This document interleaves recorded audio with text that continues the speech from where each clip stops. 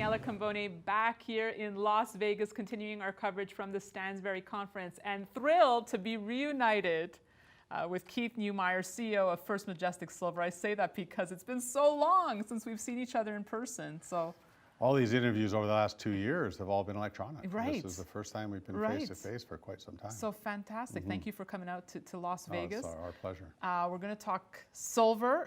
As you know, you are a champion in this industry, but I wanted to start, I was eager to get your thoughts because I saw this tweet of yours and I said, wow, I know you never shy away from controversy and being outspoken and just telling it like it is, but I thought this was a bold tweet. You said, it's time for the CFTC to support the investors they were set up to protect. Remove the banks from pricing silver and gold.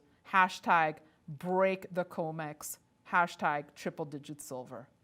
Remove the banks. Keith, is that something that could happen? I think the miners collectively have to work together to accomplish that. We see it in the uranium sector, the diamond sector, oil sector, where the producers actually deal with the consumers, the end consumer. And I love to see that in the silver space. I look at silver as a strategic metal, which I've spoken about many, many times. And the silver producers just simply don't get what this metal's worth, in my view. We should be triple digit silver to really give the value to this metal and allow us to build these mines, because the mining sector is such a start and stop industry.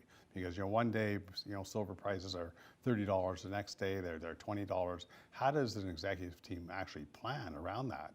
If you had a marketplace that was actually properly pricing itself based on supply-demand fundamentals, where the producers actually controlled the price in negotiation with the end users who actually need the metal to do all the things that we do as the human race, electrifying the planet and so on, then I think we would have a much more stable industry where we could actually make 10, 20-year plans, because at current production levels of 800 million ounces of silver a year, and with the green revolution occurring, where's this metal going to come from? Right, and we're going to talk about the green revolution. In terms of miners, gathering together, rising up together, do you think, you're not afraid to step out and say what you have to say, but do you think there's a fear of upsetting the apple cart from other miners, or do you get pushback?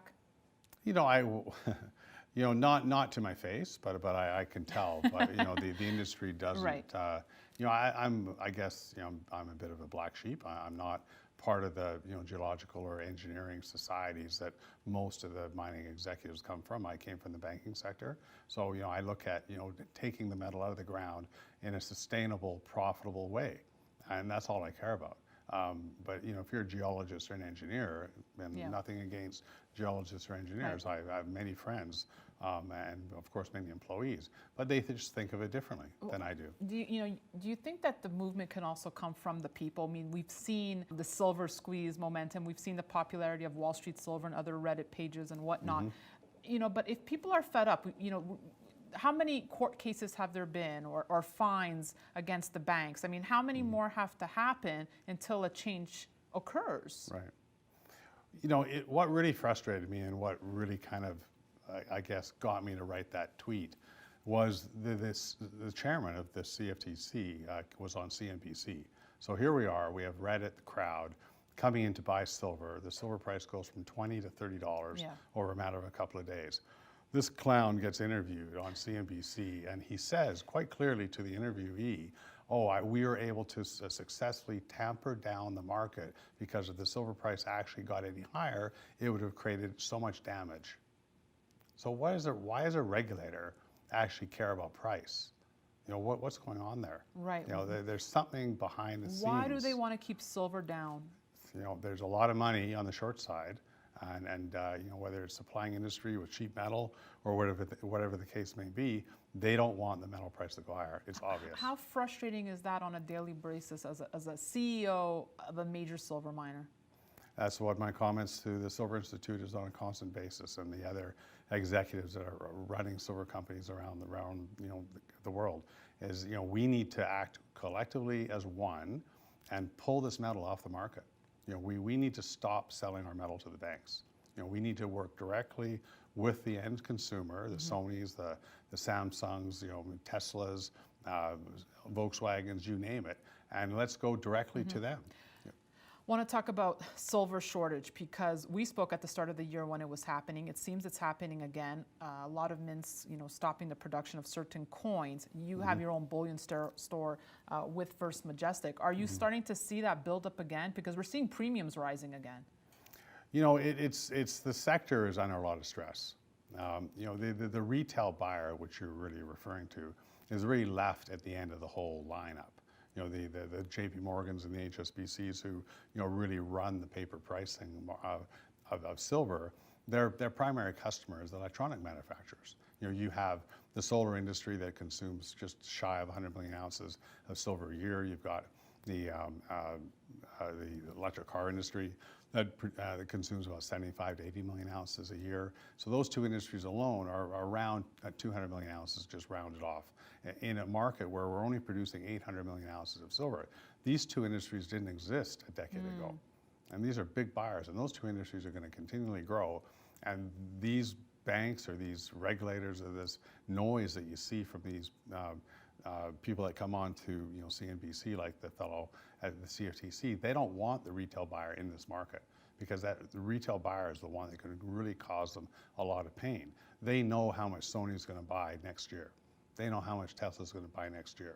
They could manage that business by, doing deals with the miners and getting enough supply. You think they know? Oh, for sure. Yeah, they've got.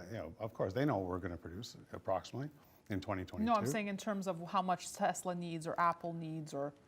Oh, for sure. They have direct contact with these major consumers. Okay, because I know that's tightly held under wraps, that we've tried to uncover how much is in. And this is my biggest beef with the Silver Institute, because I say, I've said to them a number of times that they should hire their own staff. Go out and hire 10 people. Right. And get on the phone and start phoning BMW and phoning Toyota, phoning all these consumers and saying, how much actually do you need? I know they won't. Yeah, I doubt they tell you. They probably wouldn't, but we'd have more intelligence. Right now, all these numbers are just made up. Finally, we're here at the show. A lot of energy surrounding silver. I've been listening to the other talks, people talking about a green revolution. We've seen the year copper had, and we keep waiting for that year of silver. Are we inching closer to it, Keith? I know you're the eternal optimist. One thing that I'm encouraged by is that people are actually now starting to think about the actual supply-demand fundamentals of this metal.